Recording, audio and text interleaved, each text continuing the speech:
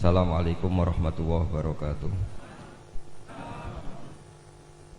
Rabbi shrah li sadri wa yassir li amri wa hlul 'uqdatam min lisani yafqahu qawli. Allahumma shalli wa sallim wa barik ala sayyidina Muhammad wa ala alihi wa sahbihi wa barik wasallam asma'in. Nama ba'du.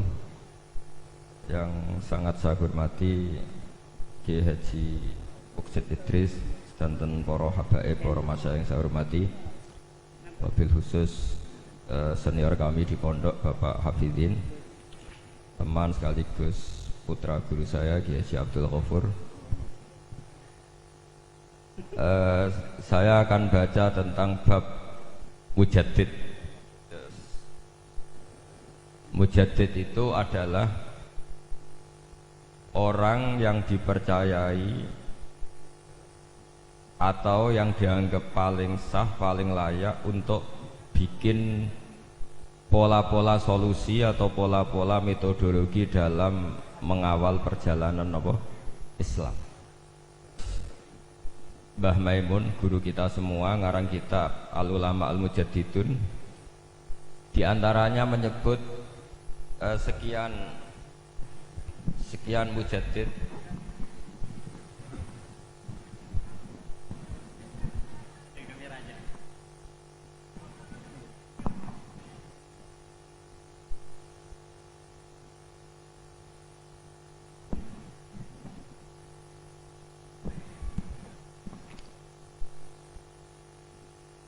Saya teruskan ya.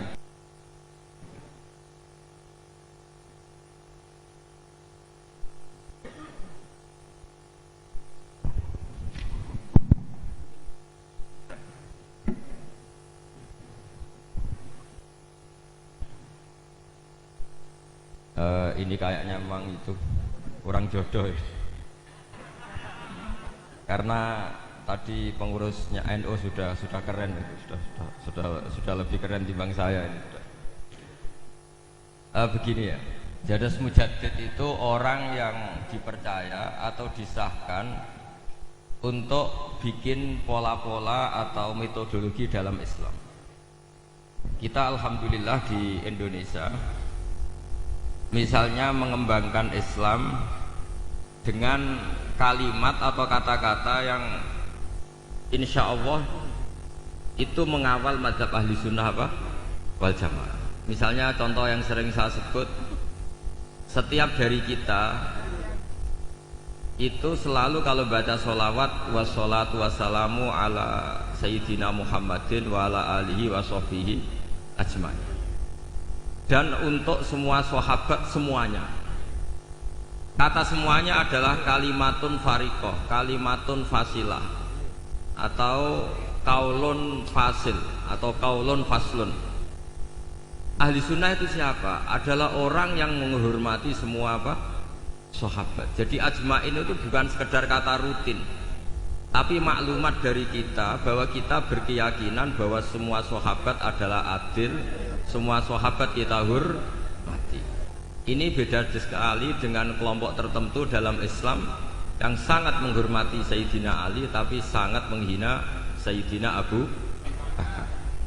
Jika ajma'in ini jangan jadi rutinitas, tapi memang benar-benar maklumat dari kita untuk orang sekeliling kita, untuk anak cucu kita, untuk semuanya, bahwa ciri khas ahli sunnah wal jamaah adalah ditandai dengan menghormati semua sahabat.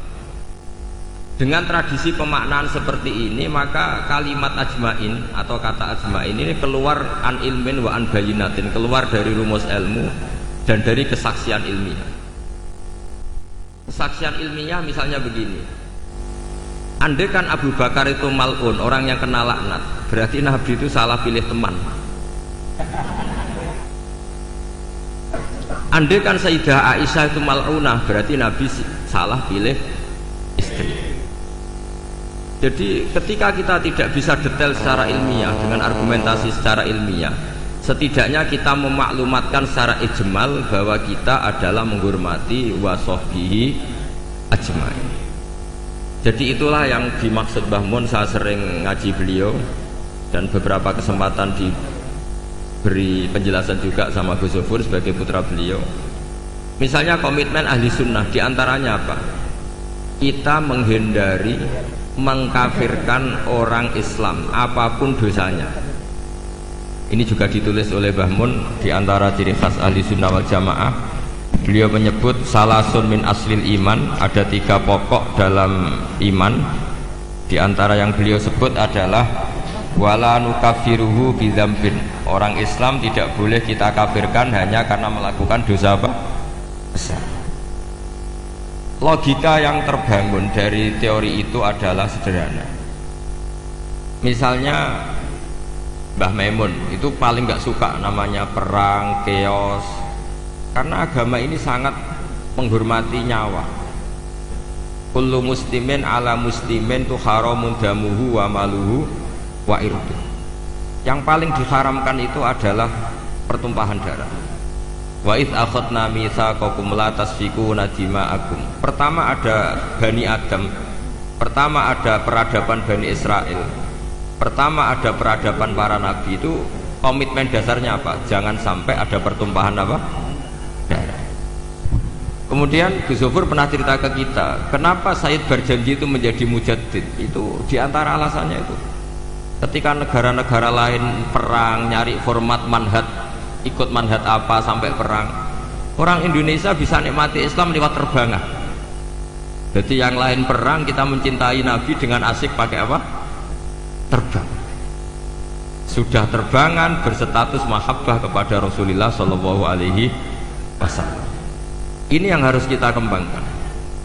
Sehingga saya berharap fikih pilkada, ya fikih apa? Pilkada. Yang tadi disindir katanya datang ikhlas tidak demi apa tadi? Uang itu. Saya nggak ngerti itu tadi bahasa Thailand atau mana, nggak tahu saya. Saya itu tertawa itu karena nggak paham. Wah, ada bangsa Indonesia yang bahasanya gitu itu. Jadi saya itu tertawa karena nggak paham. Tapi ngerti lah arahnya. Saya pernah mengkaji fikih pilkada sama teman-teman. Itu cara berpikir juga darul mafasid muqaddamun ala jabil masoleh. Dulu orang untuk jabat itu harus duel, harus taruh. Misalnya ada dalang ingin dapat istrinya dalang yang lain yang cantik, itu ya tarung, yang menang terus dapat. Sampai ada kerajaan Sumeneb juga gitu, ada kerajaan di mana perang terus sebagian kalah lari kemana, sebagian terusir lari kemana. Dulu itu semuanya pakai perang. Sekarang alhamdulillah perebutan kekuasaan itu lewat pilkada.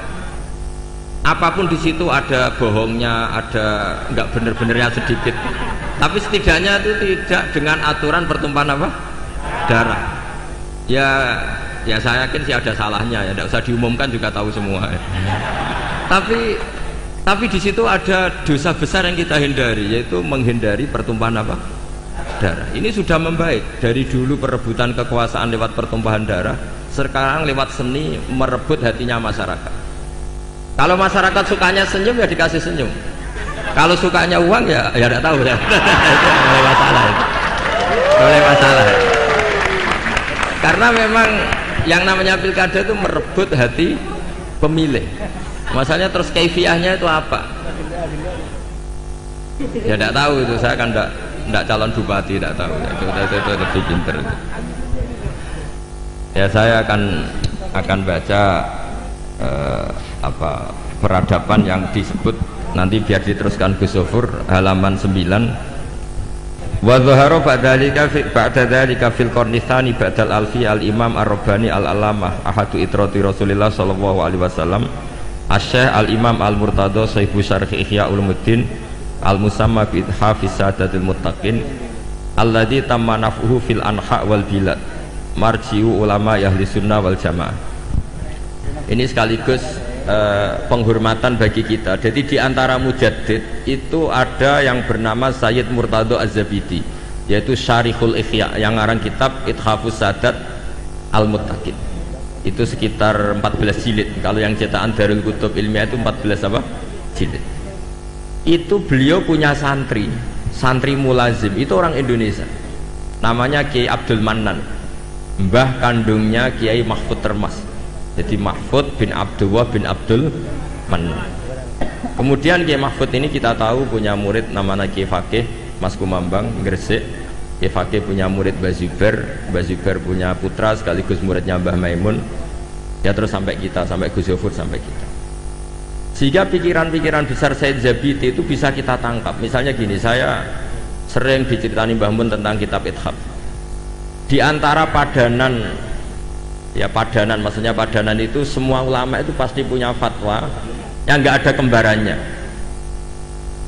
dan itu polanya umum, sehingga ciri khas ulama disebut mujaddid itu bisa menganalisis agama dengan cara yang menakjubkan.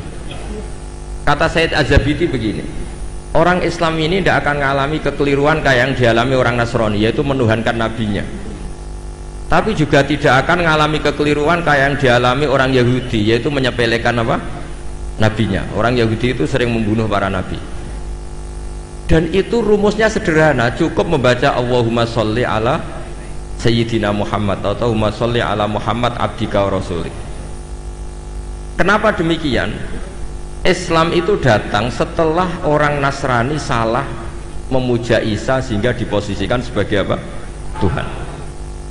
Orang Islam itu juga muja nabinya tapi pas, yaitu Allah tetap Tuhan, pemberi. Allahumma sholli berarti kita minta kepada Allah, zat yang super, yang maha, dan permintaan penghormatan itu kita berikan untuk hamba terkasihnya yaitu Muhammad.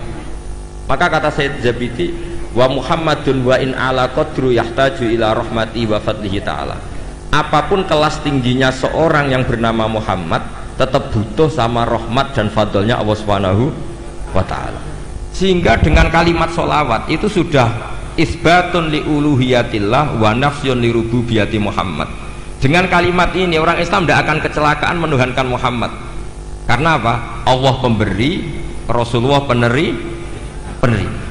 Tapi umat Islam akan sangat menghormati Sayyidina Rasulullah Shallallahu Alaihi Wasallam, karena semua penghormatan Allah terbaiknya, sholawatnya, tahiyatnya, semua yang terbaik bisa kasihkan kepada hamba terbaiknya yaitu Rasulullah Shallallahu Alaihi Wasallam. Maka kalimat ini ya kalimatut tauhid, ya kalimatur risalah. Karena dengan posisi lafadz sholawat seperti itu, kita tidak akan kecelakaan kayak yang dialami orang Nasrani, karena kita tetap memposisikan Allah pemberi, Rasulullah Muhammad peneri. Itu kata Said Zabidi. Jadi akan selalu ada ulama yang memodifikasi Islam itu menjadi mudah. Islam yang jelimet karena datang setelah tadi kecelakaan Nabi Isa dituhankan. Sehingga ulama-ulama itu punya cara sendiri untuk supaya Islam tidak mengalami seperti itu. Kalau kita ngaji tauhid, misalnya seorang nabi selain punya sifat sidik, amanat, tabligh, fatonah, punya sifat apa? Al-a'rad, al-basyariyah. Nabi harus punya sisi kemanusiaan. Sehingga nabi itu sering dahar di depan umum supaya menunjukkan kalau beliau seorang apa? Manusia.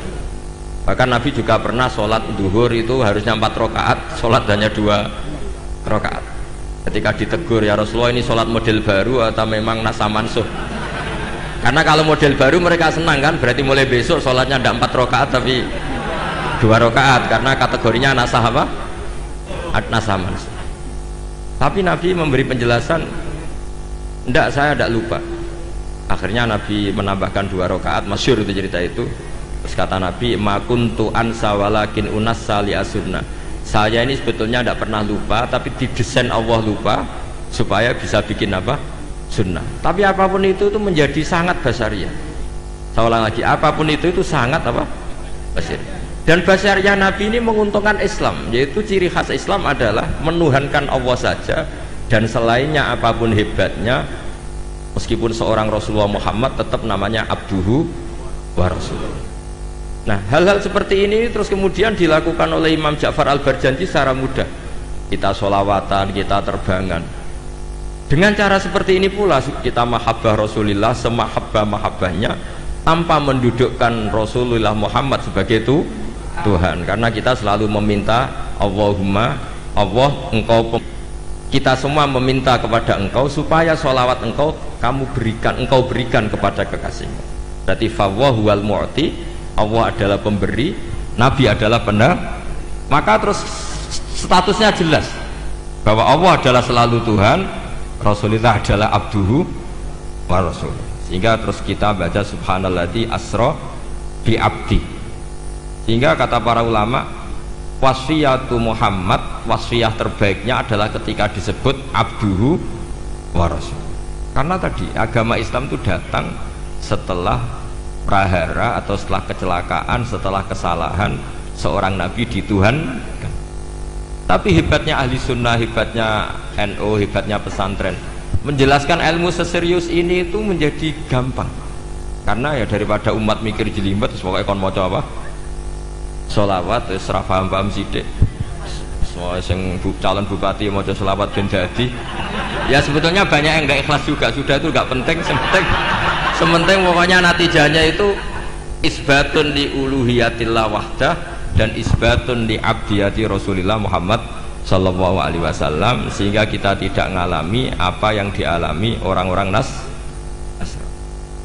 Jadi di sini Mbah Mun menyebut wa awwalu man lazamahu min ulama Jawa Ki Abdul Mannan khina muqamihi bi Makkah al-Musyarrafah. Farwa anhu dzakal kitab. Warwa anhu ay an Kiai Abdul Mannan ibnuhu Kiai Abdullah. Sumarwa anhu ibnuhu Kiai Mahfud At-Turmusi atau At-Tarmasi. Farwa anhu Kiai Faqih Al-Maskumambangi. Warwa anhu tilmidhuhu walidi Kiai Zubair Tahlan. Sumarwaituhu anhu. Jadi kita sebagai bangsa Indonesia itu sangat mulia karena Ihya setelah dikarang sekitar tahun abad 5 Hijriah, karena Imam Ghazali lahir tahun 450 wafat 504, itu tidak ada yang bisa nyarai, nggak ada atau nggak berani, karena ini terkenal wali Imam Ghazali. Baru disarai itu 600 tahun kemudian oleh seorang sadat, seorang habib alim alama namanya Sayyid Murtado Az-Zafi. Dan itu gedelalah di antara murid mulazimnya itu orang Indonesia namanya Syekh Abdul Mannan. Makanya saya masih ingat ceritanya Mbah Mun ketika Cordova guling, Andalusia guling. Saya masih ingat kalimatnya Mbah Mun, Allah gak terima nak wong sing maca tasbih itu berkurang, itu terus digenti ning Demak Bintoro gitu. Artinya ketika Andalusia guling di Spanyol itu berbarengan dengan berdirinya kerajaan apa? Demak. Dan sekarang polanya kelihatan sama. Dulu ulama-ulama Andalusia itu hebat-hebat, bisa ada Ibnu Malik ngarang Alfiyah, ada Imam Qurtubi ngarang tafsir Qurtubi, ada Imam Syatibi yang mengarang Qiraah apa? Sab. Indonesia juga tidak kalah kerennya. Siapa yang nggak tahu Syekh Nawawi Banten? Beliau mengarang kitab yang sangat menakjubkan, yaitu tafsir apa? Munir. Siapa yang nggak kenal Syekh Mahfud At-Turmusi? Ketika banyak orang yang nggak bisa mensarai kitabnya Imam Suyuti Alfiyatus Sirah, beliau punya sarahnya itu Manhajul Zawin Nadur. Dan paling masyhur sarah Muqaddimah Al-Hadramiyah juga milik beliau, yaitu An Manhalul Amim atau yang terkenal dengan Hasyiah At-Turmusiyah. Itu juga eranya Mbah Zubair, karangannya banyak. Mbah Mun, Gus Zofur juga punya naskah, punya karangan. Jadi ketika Islam tidak di Mekah dan tidak berbahasa ibu bahasa Arab, ternyata melahirkan ulama-ulama top di Andalusia, yang setelah Andalusia kalah Allah mengganti ada di Indonesia. Masih ingat saya, jadi kata Mbah Mun, di antara syarafnya kita lah, mulianya kita adalah ketika Andalusia guling itu berbarengan dengan berdirinya masjid apa? Demak.